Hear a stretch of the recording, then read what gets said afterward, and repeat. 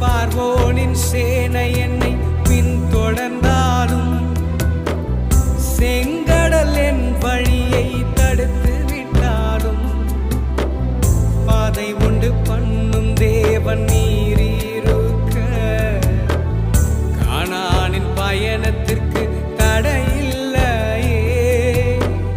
புல்லுள்ள இடங்களில் மேய்த்திடுவீரே, நன்மையும் கிருபையும் தொடர செய்வீரே.